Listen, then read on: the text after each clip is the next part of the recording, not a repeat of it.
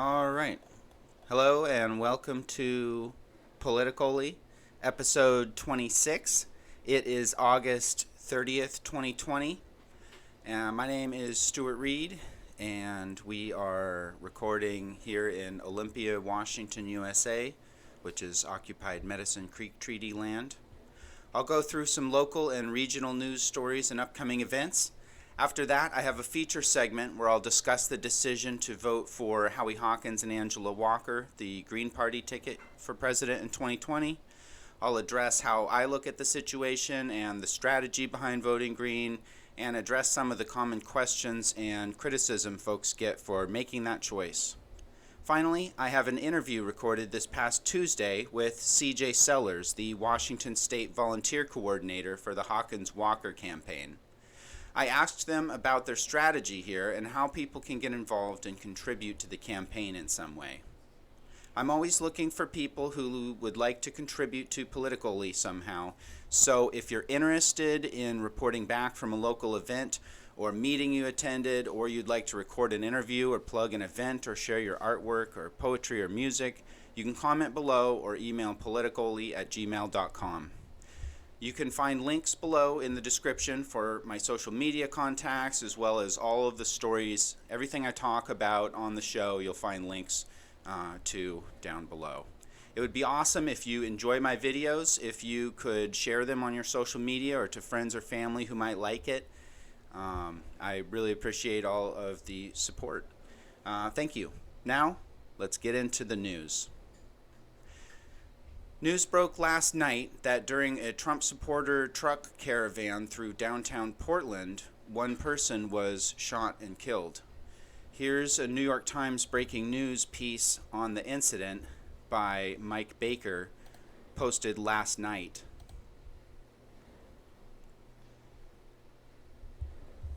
Quote, "A man affiliated with a right-wing group was shot and killed Saturday as a large group of supporters of President Trump traveled in a caravan through downtown Portland, Oregon, which has seen nightly protests for 3 consecutive months.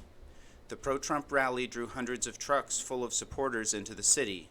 At times, Trump supporters and counter-protesters clashed on the streets, with people shooting paintball guns from the beds of pickup trucks and protesters throwing objects back at them. A video that purports to be of the shooting, taken from the far side of the street, showed a small group of people in the road outside what appears to be a parking garage. Gunfire erupts and a man collapses in the street." And I'll end the quote there, and you can find the link to read the rest of that article. But another perspective I would like to share was this tweet here from Garrison Davis at Hungry Bowtie, who is an independent journalist based in Portland. And they said they were at that rally and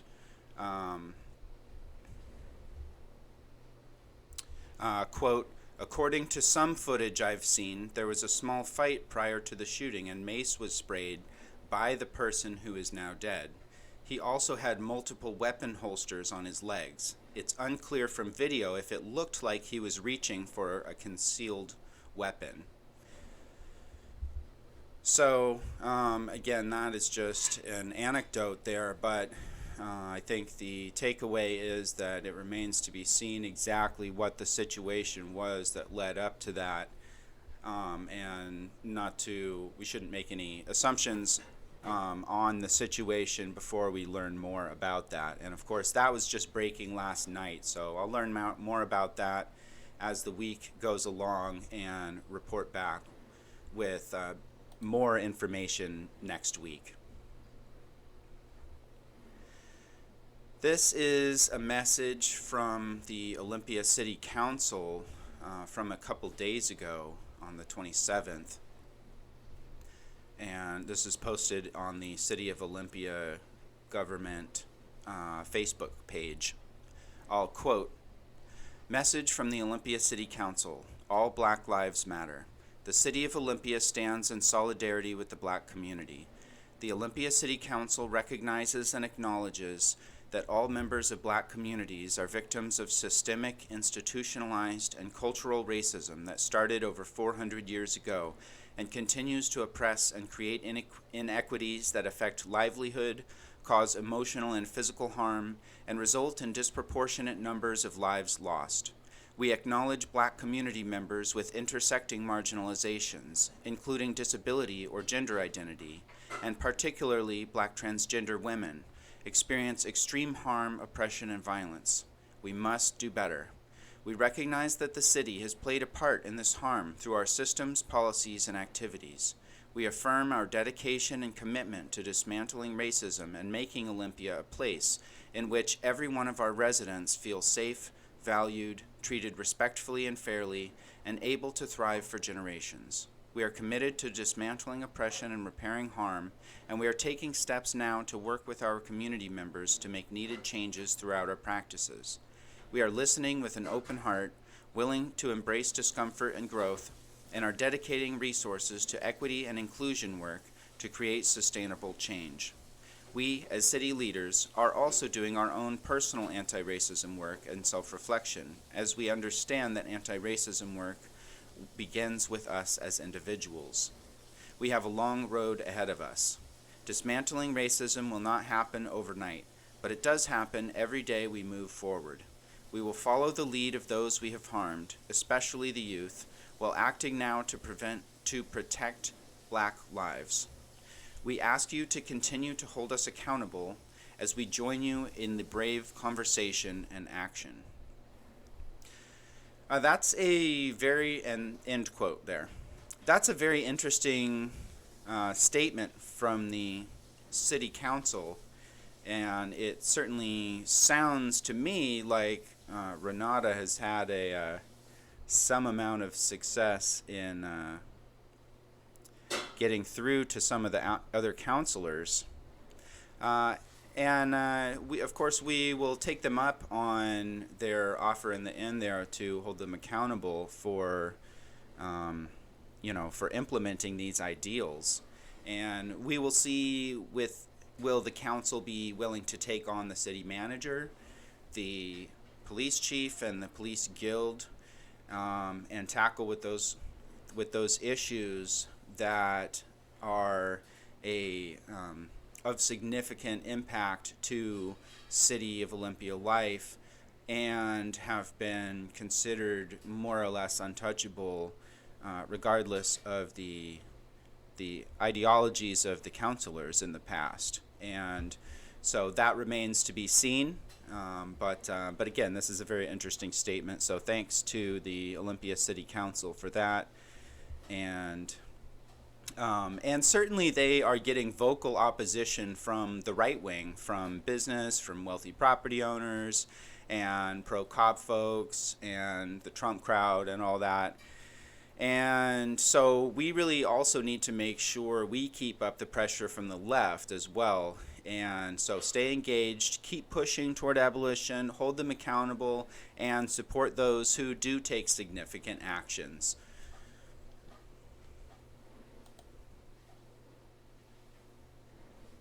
This event is going on right now in Seattle, so I'm sorry I'm sharing this too late for you to attend, but I wanted to share it anyway to thank all those who have kept the name and story of John T. Williams going and continue to push for the abolition of the Seattle Police Department that killed him and continues its reign of terror. So this is up in Seattle at the Space Needle, dedicating John T. Williams honor totem pole, followed by a prayer walk. And to learn more about the story of John T. Williams and what happened, you can find a link below to this article in Seattle Met titled "The Shooting of John T. Williams 10 Years Later." Subtitle: "A decade ago, a Seattle police officer killed Rick Williams' brother, a celebrated native woodcarver. Nothing will ever be the same for Rick, or the city he calls home," by James Ross Gardner, and this was posted on August 26th of this year. Quote, "The brother's words come to him at night. They come clear and strong, no matter what sounds roil off 6-lane Aurora Avenue and through the motel room window. They come to him in the morning on the bus as it hammers south into the city, and as he sits on the patch of grass in the shadow of the Space Needle where he carves nearly every day. Wherever Rick Williams is, whatever he's doing, if anger or rage or even revenge fills his mind, the words of his late brother John put out the storm. He first heard them more than 50 years ago when he was 14. John was 9. "I want you to say peace," the younger brother said, "and I want you to learn peace." Unusual thing for a child to say, enough that the words stuck with Rick through the decades. They came to him again on the afternoon of August 30th, 2010, when a cop told him another officer had shot his brother to death. Say peace. Learn peace. Hard concepts to juggle in the moment. Even harder once the details come to light. And so you can tell that's a well-written article, so take a look at that to read the whole thing and learn more about John T. Williams.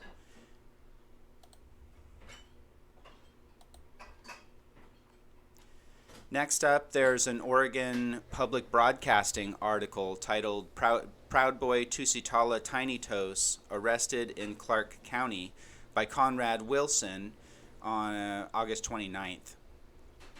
And that is Tiny Toes pictured there.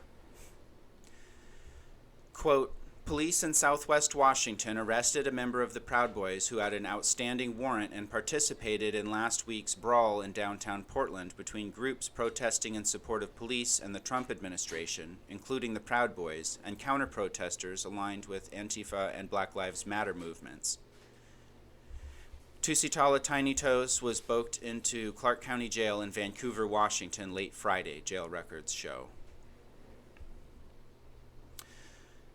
And it continues with more details there. But basically, Tusitala is well known in the entire Pacific Northwest region as someone who consistently travels around the region and harasses and threatens violence and commits acts of violence against leftist protesters, and has for years. And this is one case where the police have, as the article states, he has open warrants for his arrest, but the police typically just let him walk right by them and do whatever he wants, and they don't arrest him. So that's why this I just wanted to note this, and we'll see what comes of it.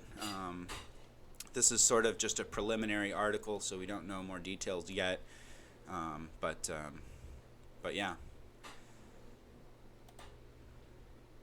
Next, I just wanted to show, this is something that I saw on a post from Showing Up for Racial Justice Olympia.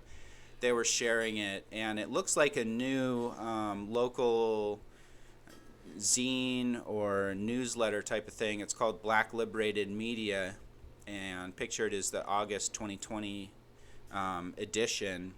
And so I haven't actually seen this yet or read it, so I don't know exactly what this is all about yet, but just wanted to share that. The notes said, the post said you can find it at around town, for example, at Burial Grounds Coffee Collective and Radiance downtown are a couple of places that are carrying it, so keep an eye out.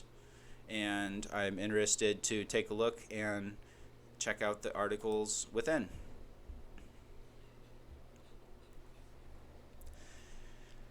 Next, we'll have to talk a little bit about the Jacob Blake and Kenosha, Wisconsin situation. I'm going to start with playing the words of Jacob Blake's sister, named Letetra Widman, and this is just a couple of minutes, so...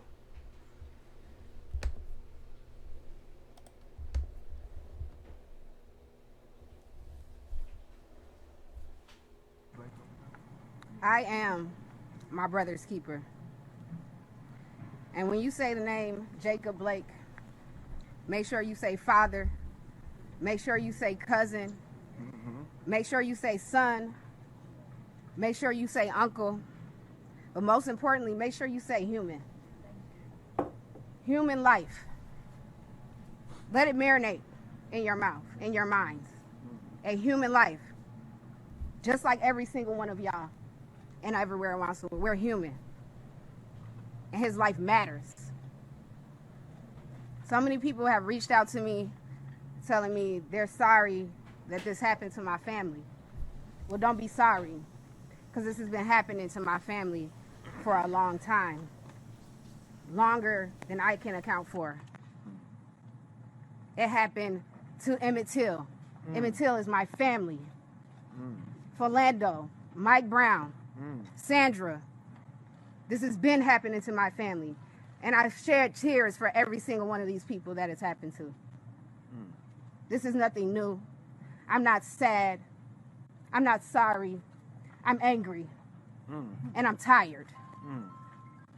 I haven't cried one time. I stopped crying years ago. I am numb.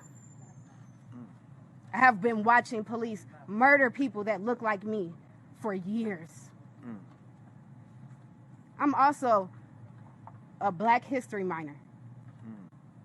So not only have I been watching it in the 30 years that I've been on this planet, but I've been watching it for years before we were even alive. I'm not sad. I don't want your pity. I want change.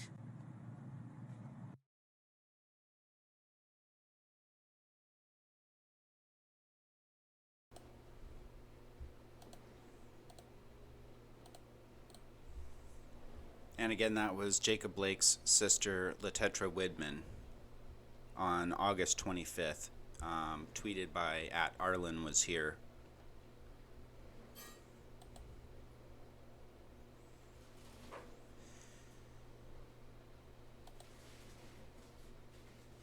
This is a Huffington Post article titled, "These are the victims of the Kenosha protest shooting."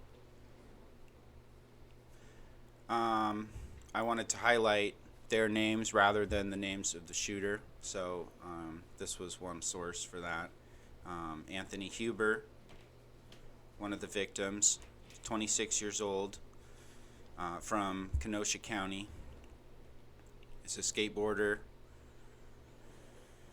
And there's a GoFundMe page that you can find as well to support his family, including his daughter.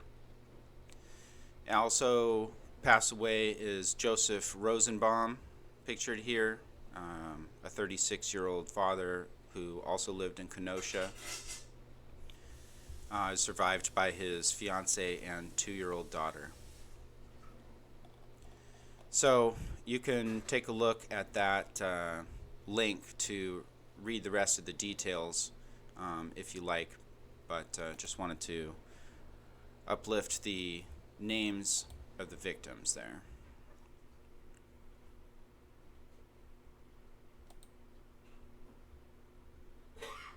And that article was by Sarah Ruiz Grossman, by the way.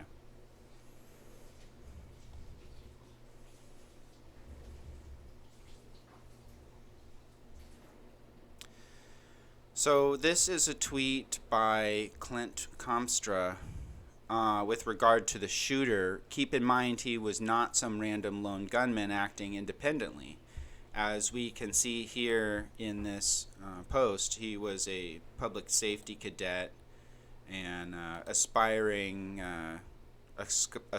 police officer who, very well could have become a police officer himself in short order. He was 17, so and that's just something to keep in mind. So Trump enables these vigilante racists and their violence outside of law enforcement more than Biden or the Democrats do, but Biden and the Democrats just basically want the kid to get a badge first before killing people. And I think both need to be opposed.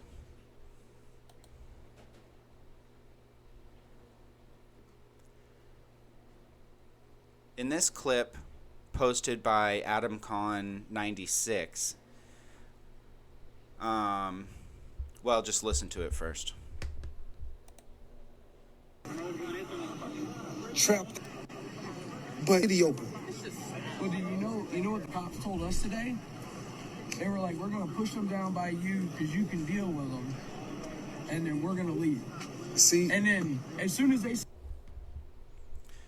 So what this right-wing militia guy just said there was that the police told them that they would push the protesters toward them so they could deal with them. We can only guess what they meant by that, but in my view, it's a clear invitation to commit violence against the protesters. They also handed the shooter a water bottle and thanked him for being there before the shooting. That's on video you can find. And after the shooting, he apparently walked up to the police while people were saying he shot someone and they refused to arrest him. This type of collaboration between violent fascist vigilantes and the police has always been part of American policing. Many thanks to the folks gathering video of the collaboration to counteract the inevitable police propaganda.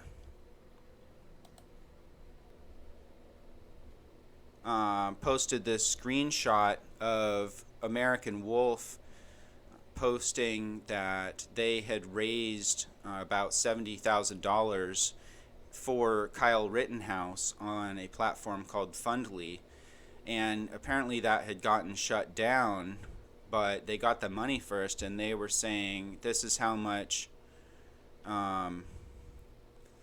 they were giving $55,000 to Kyle Rittenhouse, almost $13,000 to American Wolf and a couple of other groups. So they were using the shooter to fundraise for themselves.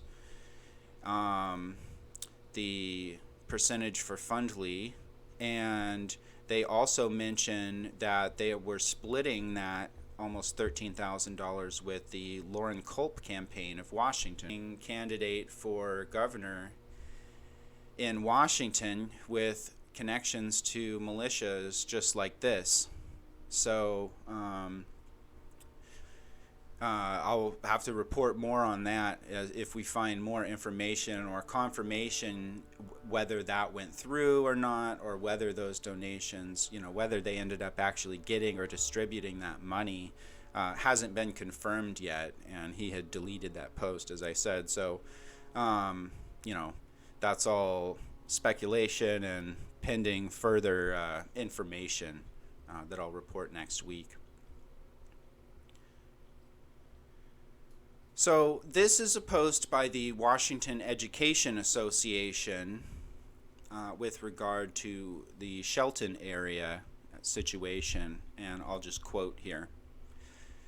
These are pictures of the socially distanced picket line of the Shelton Education Support Professionals. Last night, Tuesday, August 25th, Shelton School Board voted to cut 71 educators who provide safety and support for students, including healthcare workers, paraeducators, food service workers, bus drivers, custodians, and maintenance staff. WEA members across the state rise in solidarity with you, Shelton ESP. This school board decision is short-sighted in a time when districts should be recognizing the value of every school staff member. Districts must ensure that we are able to meet the needs of every student when learning remotely, and also must be prepared for when we return to school buildings for face-to-face instruction. This is not the time to remove school staff. It is the time to get creative in order to meet the needs of every individual student in our schools. This means protecting the positions of every staff member and utilizing their skills to reach every student in these strange and uncertain times. Hashtags Union Strong COVID-19, Together We Rise.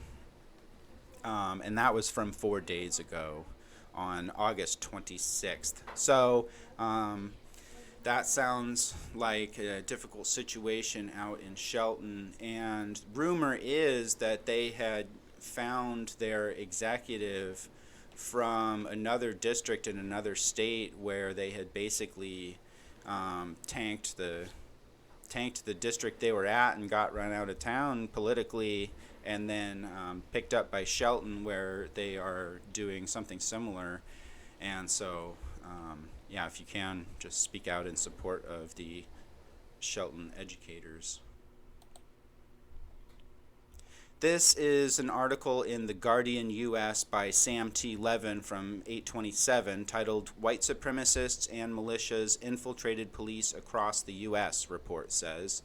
A former FBI agent has documented links between serving officers and racist militant activities in more than a dozen states.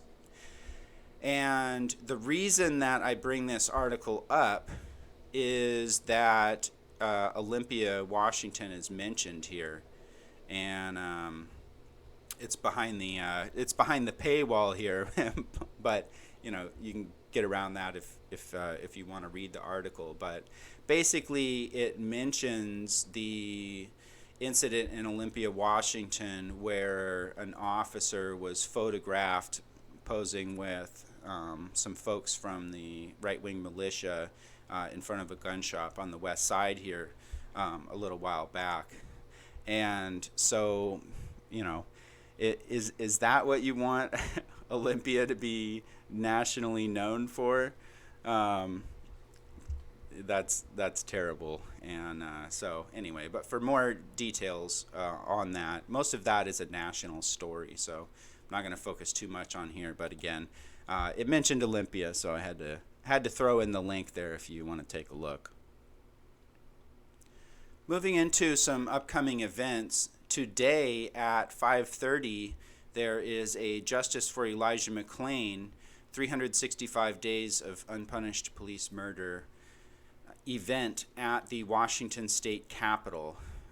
Again, this is at 5:30 tonight, August 30th. So last minute, but if you're catching this today, go and check that out. And if not, there are continuing events. But yeah, so one year since Elijah McClain, and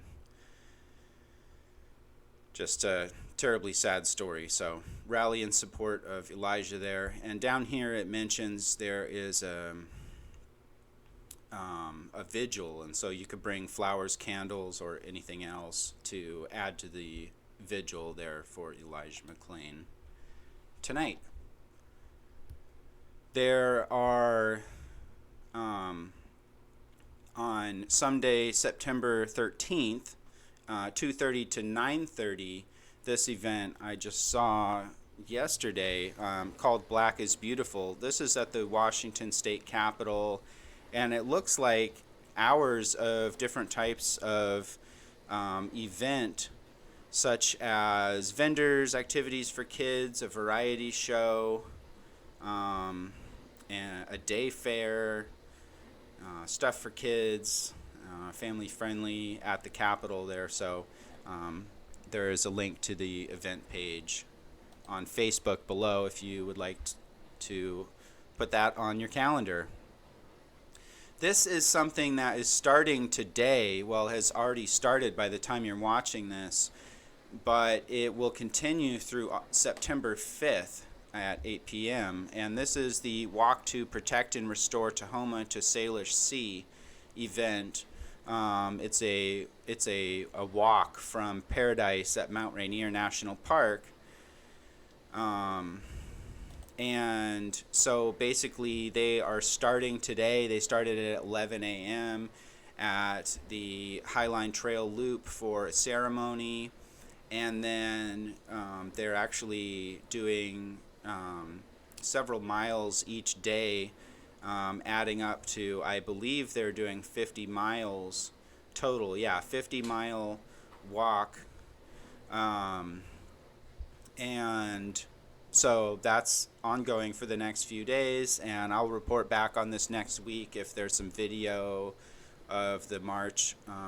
And you can take a look at the link below to see where they're at on specific days. For example, on Friday, September 4th at 8 a.m., continue prayer walk and arrive at Billy Frank Jr. Nature Preserve for a water blessing ceremony and celebration.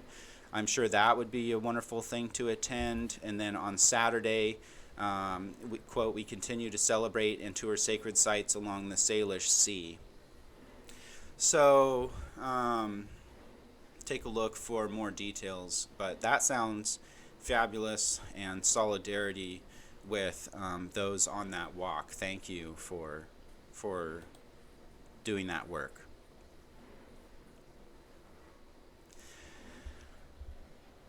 Today, I would like to dig into the discussion around the decision to vote for the Green Party in 2020 in the presidential general election on November 3rd. Progressives are split between the Democratic reform movement led by Bernie and the Progressive Caucus, who are supporting Biden, and leftists, who are themselves split between voting for Biden, voting Green or other third party, or not voting for president at all. Those supporting Biden say we have to do it to stop Trump to continue his fascist authoritarian takeover. Those supporting other candidates or not voting have many reasons, but are hearing all kinds of criticism over it. Is this criticism justified? Or should Biden supporters reevaluate their decision? Post your opinion in the comments. I tweeted this in support of the Hawkins Walker 2020 campaign recently, and it's got almost 10,000 views. Quote, I don't know who needs to hear this, but there's a presidential ticket you can vote for in 2020 that you don't have to feel guilty about or struggle to justify having to settle for. Howie, Hawkins, and Angela Walker with both the Green Party and Socialist Party nominations. And this was in response to a tweet by Angela Walker. Talking policy platform. I've had other posts about the Green Party get numbers too, and I've seen a lot of informal polls and leftist discussion online also showing strong support for the Green campaign. You might say that's just my leftist political bubble, and that's true, but I've supported Green candidates for president every 4 years since 2004, and I haven't seen this much enthusiasm before. Just personal anecdote there. There's clearly a real frustration, though, with the Democratic Party. And after so many of us got caught up in supporting the Dems with Bernie's 2016 and 2020 campaigns, only to run up against the brick wall of corruption and capitalist money and undemocratic primary elections, there's just more people than ever that believe we need a new party. However, we live in a system which is structured to enforce the two-party capitalist duopoly, and many people think voting Green is a wasted vote or a vote for Trump. That is, of course, Bernie's current position. All of us on the left can agree that Trump is terrible and we want to vote against him. Here's a clip from Howie titled, How Are You Going to Vote Against Trump?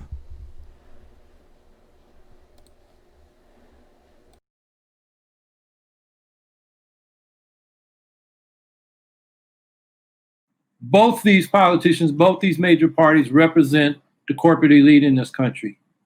And until, we start voting for what we want, we're never going to get it. So the question is, how are you going to vote against Trump?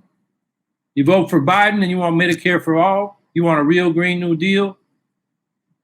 He's against those things. You just voted against what you want. Everybody knows what the Green ticket stands for. We do stand for Medicare for all and a Green New Deal and an economic Bill of Rights and peace initiatives to get us back from the brink of nuclear war. And if you want that, if you don't vote for it, you're certainly not going to get it from Biden. You vote for Biden, you get lost in the sauce. They don't know you want Medicare for all and a full-strength Green New Deal. You voted for Joe Biden, and he's against those things. So that's what I would say to people. You don't have to vote for Biden to vote against Trump. We'll fight Trump better than the Democrats do.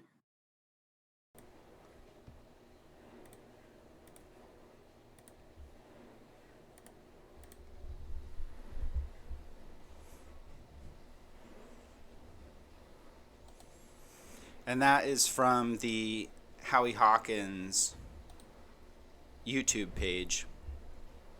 The oligarchs control America under the Trump presidency, and the oligarchs control America under a Biden presidency.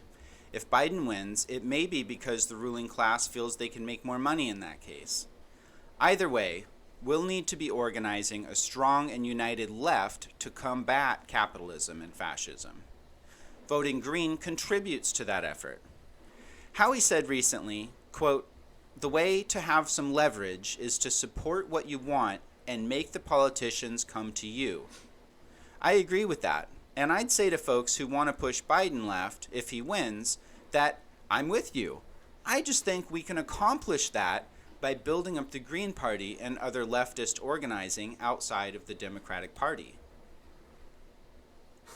The Black Lives Matter movement started under Obama. Now it's grown into a cultural and political revolution as we see people rising up against police brutality and white supremacy nationwide. Meanwhile, the Democrats gave us a nominee who is a key architect of the white supremacist mass incarceration system, and a vice president who is a self-described top cop who locked up thousands of people in the racist drug war, and even parents for their kids missing school. Biden said he would not defund the police. In fact, he would give them more money. Here's a tweet from Jordan Ewell yesterday. Quote, Biden's comments last week about Trump wanting to defund the police wasn't just a gaffe. It's now a talking point for campaign surrogates.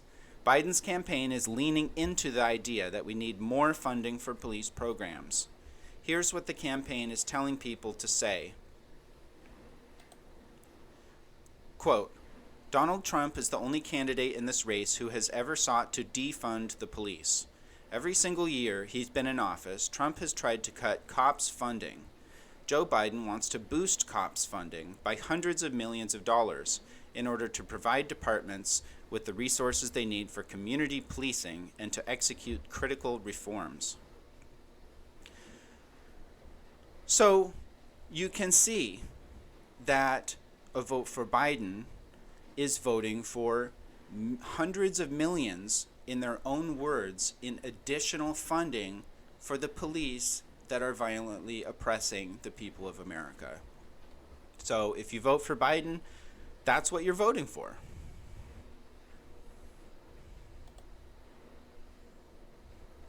Here's an article in Black Agenda Report titled, Biden's Philly Headquarters Rents a Fence to Stop the Poor People's Army, by Ann Garrison, and this was posted on August 19th.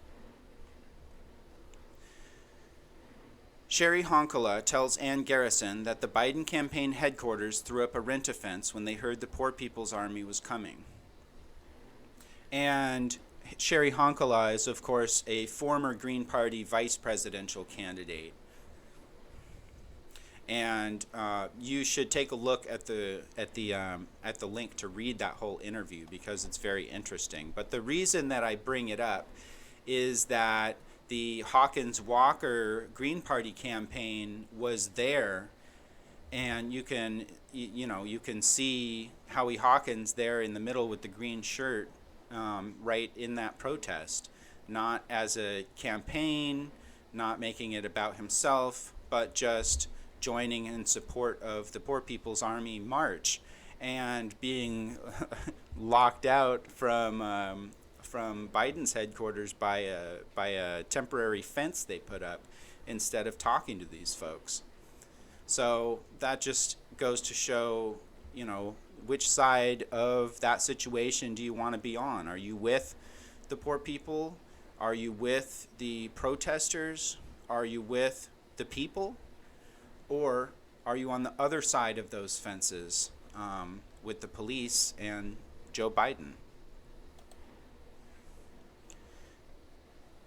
This is a tweet from Angela Walker from August 21st. Quote, those of us on the left who vote outside the corporate party monolith aren't going anywhere. The fault lines are widening. We will keep pushing until the monolith falls. Stay mad. Peace. Green 2020. Hashtag socialists, black comrades, and we out here. So, echo those sentiments there. And I'll end this segment with this ad for the Hawkins Walker 2020 campaign posted on August 19th, titled For Our Future.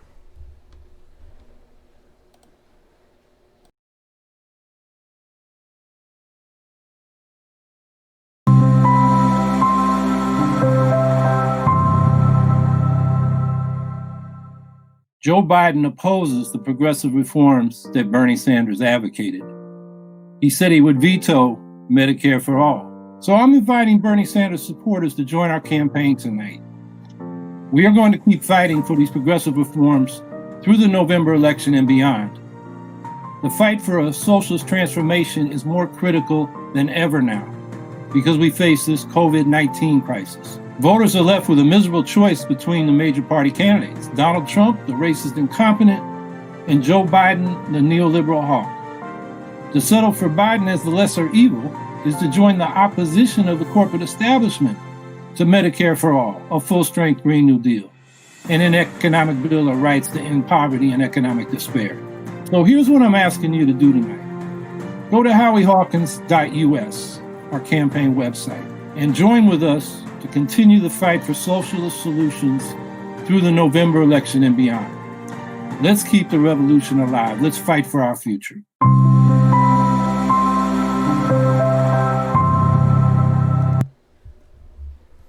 And again, that can be found on the Howie Hawkins YouTube page, which is linked below.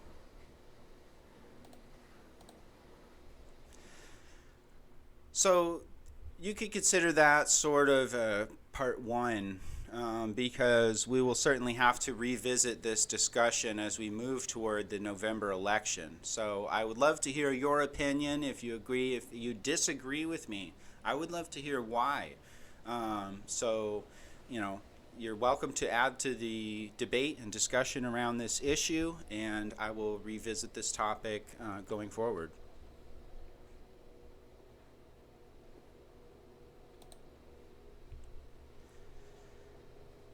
And now for today's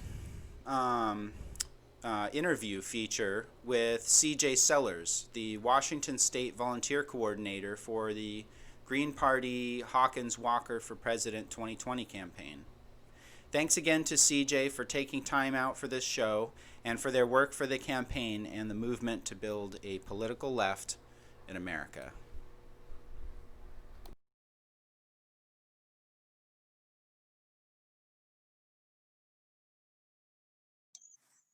That's awesome.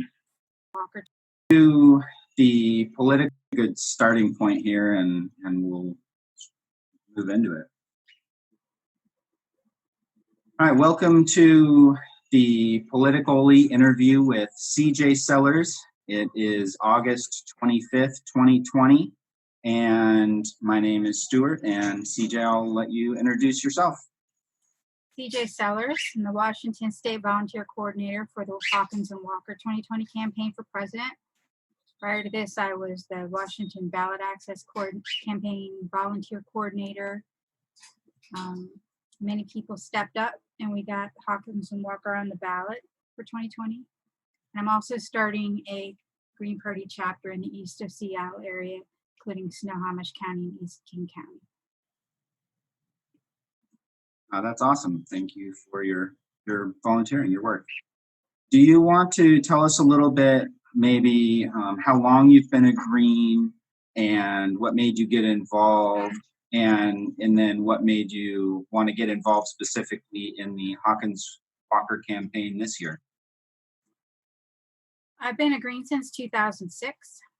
I voted for Gore and Clinton, voted for Clinton. But then Kerry was the last straw, voting for Iraq. So we had two major parties and both of them were for war. And there was just nothing for me to vote for that represented myself. And I had an epiphany that, it's just not right to be forced to make that choice and either just not vote or vote for something you don't believe in. So I needed an alternative, and there was the Green Party. And I found out they represented pretty much everything that I believe in. So I joined a couple of campaigns for office. It was Emma Lugo was running for Senate and was also active in the peace campaign or the peace movement there. And Howard Switzer was running for governor. So I got involved in those two campaigns and I've been with them ever since. The Green Party. That's awesome. I have a pretty similar background with the Greens, around the same time and for the same reasons. Actually, if I just tilt my camera a little bit, that picture up there is me marching against the wars there around that time. So, and I think a lot of folks feel the same way. So, but moving into 2020 conversation with the Howie Hawkins and Angela Walker campaign.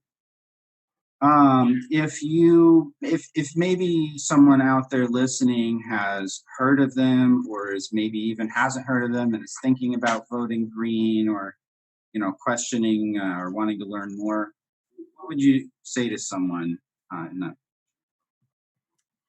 You can contact me and I'll find you something to do. You can look them up on their website and read about their platform. Howie Hawkins is pretty verbose, so he's got a lot of opinions on pretty much every issue you could think of. If you just go look on his website, any questions at all, you'll probably find an answer there. We have a Facebook group called, let's see, what is it? Washington for Howie Hawkins, I think. You could join that. You just get in contact with me, I'll hook you up. But also, if you get on the newsletter for the Green Party Washington, they're blasting all of our events and all of our news. So. And I'll post those links in the description below for folks to take a look at. And what about volunteering? Like, this is the year of COVID, right? Everything's a little bit different. And what's the campaign's plan for volunteering here in Washington State, and what folks can do to help out? There's a lot of things. A lot of the things you can do from home. First of all, social media is super easy. You can like and share our events and the information that we create on our websites, or just the Greens are creating. You could just circulate that and like it. We also need Greens and allies writing to newspapers with letters to the editor, opinions, etc., about why we're voting Green Party and why these candidates. And if you would please let us know if you get into print, then that'll help us build a little momentum. We want to see Greens and allies signing up for interviews, endorsing Howie and Angela on podcast, TV, or radio. And also, if you get a feature, please let us know. But also, we're creating testimonials ourselves and uploading it to YouTube. We have a YouTube site, a YouTube channel for Green Party Washington, and we're also putting those on the website very soon. We have quite a few already, but the more the merrier. We're also having text banking parties and phone banking parties. Using Jitsi, and if you just contact me, I'll get you all set up with that. My email is cynthiajsellers@gmail.com. That's the email I'm using for organizing campaign activities. So just send me an email and I'll get you all set up. They're going on Thursdays from 7 to 8 every week. All right, Thursdays from 7 to 8. And for folks listening who may not be familiar, Jitsi is just a video conferencing program, very similar to Zoom. It's very easy to learn. So, yeah. We're also having some open air events. Like right now, we have a big sign. This is like our first big event. There's a big sine wave over I-5 on the Olive Way overpass. So we're inviting allies also, Greens to participate in that. And we just want to make it a big event, and it's going to be during rush hour. So hopefully a lot of people will see that and know that we're here to stay. And that's up in Seattle. Mm-hmm. That's the first one, but we want to organize those around the state. So if anyone would like to help organize one of those, I'd be glad to show up and help out too. So and get the word. Yeah, we'll definitely have to get something going down here in Olympia. So what has been your experience so far, like the reaction from the community and sort of the buzz around the campaign this year? Is it, are people interested? How's it been going? A lot of people are interested. I'm meeting a lot of people I've never heard of. A lot of people contacting me through my media posts or my social media posts. But also, I think that the left is pretty fractured in Washington State. There's a lot of little groups that are very effective, but trying to get them to come together, everybody's putting their energy into these single issue movements. But also there's a lot of small parties that are trying to form and be the party, like the umbrella party for the left, or maybe trying to, work on more of a down ballot sort of, just focusing on local and state races. But it's really hard to get everybody on the same page. However, a lot of people have told me that they're voting for Howie rather than vote for Biden, given a lot of factors. So I think his response has been pretty good. I would like to go for 5% of the vote. At our height, as far as campaign candidate visibility, we didn't get that much. I think Nader got around 4, and maybe Jill Stein was pretty popular, and she got, I think, 2.5 or something like that. So it's a big challenge to try and go for 5% of the vote to become a recognized party. So we don't have to keep going out and gathering signatures to get our candidate on the ballot. So we would like to get the support of all of the parties on the left, and even some people on the right. We have had some members come in from former Republicans. And we welcome everybody with open arms. Never too late to join the Green Party. Yeah, definitely. So, again, I'll post links below to the campaign page and to Cynthia's email as well. What other social media? Where else can people find you on social media? Well, we have I have joined pretty much every social media format that I can find. So no matter what genre, you can probably contact me through there. But also on Facebook, my account is under artist writer Cynthia J. Sellers, and on Twitter I'm Cynthia J. Sellers. All right. Do you have any last things you want to say or talk about? No, maybe what interview. Yeah, no, that's great. And again, I appreciate your work for the campaign as well. So so the sign waving, there was something that had been canceled or rescheduled, right? All right, there was a picnic. Right. Is there something else like that? Right, there was in the works now? That was this last Sunday. It got canceled because the police cracked down on the activists and campers in Cal Anderson Park. So we had to find a new venue. So that's going on this next Sunday. And that's from 3 to 4:30 at Green Lake Park. Green Lake Park. All right. And is there a Facebook event page for that? Yes, sir. I'll post that below too. So, well, thanks again, CJ, for coming on the show and telling us about how folks can get involved, and appreciate it, and good luck. Thank you for having me. Thank you.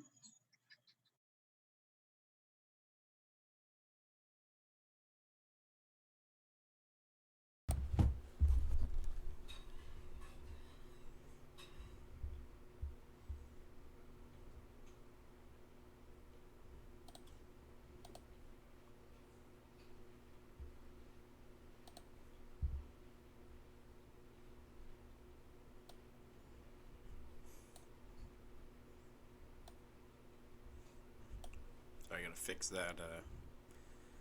Didn't have that window transition properly planned out. There we go. But again, that was CJ Sellers, the Washington State Volunteer Coordinator for the Hawkins Walker 2020 campaign. So thanks again to CJ for taking time out for this show and for their work on the campaign.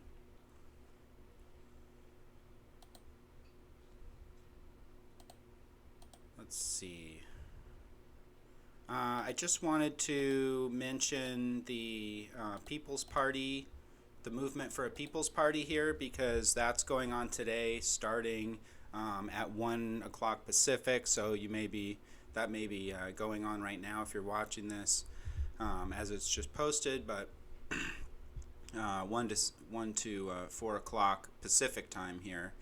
and you can go to peoplesconvention.org to catch that. And so I will report more on that next week after I watch the convention as well. And if you've got comments or reactions, what do you think about the People's Party? What do you think about this convention? They've got a heck of a lineup. They added Danny Glover recently. Cornel West will be there, Nina Turner, and so on. So that's definitely going to be something to tune into, and we will see how that goes and talk more about that next week. This, though, was a poll I had posted on my Twitter on August 20th, and it asks, quote, "What is your opinion of the For a People's Party effort to create a new party? I know it's early and we don't have details yet, but just based on what you've seen so far. Explain with a comment." And I got 59 votes there, and the majority said it's great and I'm in. 18.6 said I'm probably in, not 100%. 16.9 said maybe, and only 10% said no. So that's, of course, just a very small informal poll, and before people really have a lot of information, but just kind of gives in a sense that people are interested and people are going to be tuning in and seeing what that's all about. And I'll do another poll like this after the People's Party convention tonight and see what people's reactions are and how they're feeling once they've seen a little bit more about what this is really about tonight. So stay tuned, and I will edit this video with a link to that poll once I post it.